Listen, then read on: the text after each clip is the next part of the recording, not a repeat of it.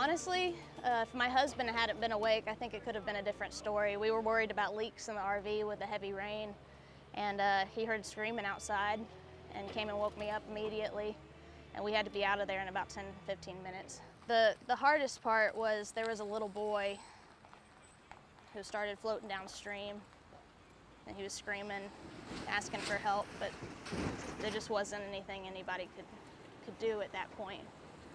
I was about to jump in, and my husband had to hold me back. He said, "You're gonna go too, and there's nothing you can do if you jump in." I didn't know how I was gonna live with that. And thankfully, by the end of the day yesterday, I saw his face online, and he had been rescued.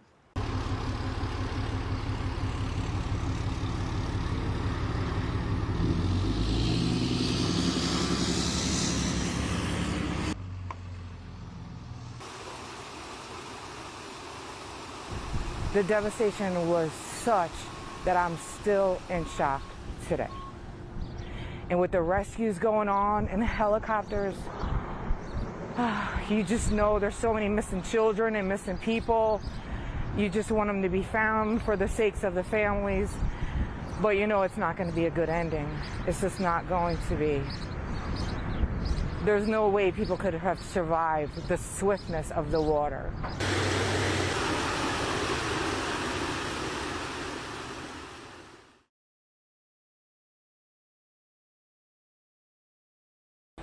About 6:30 in the morning or 6 o'clock in the morning, we heard some thumps.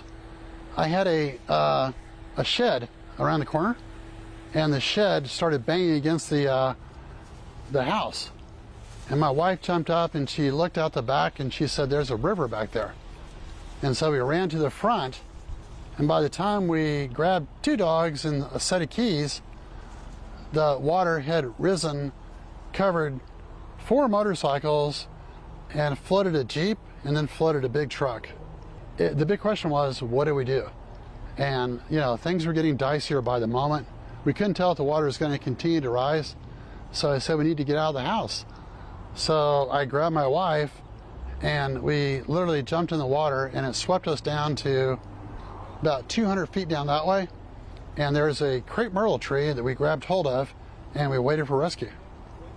I literally pulled up my waterproof phone and started calling people going, "Hey, get Swiftwater Rescue to come get us, because we are like in extremis. We are in bad shape." No warnings at all.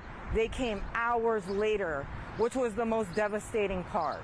You know, we got the warnings on our phones hours later. Hours later. The destruction had already been done before the warnings came out.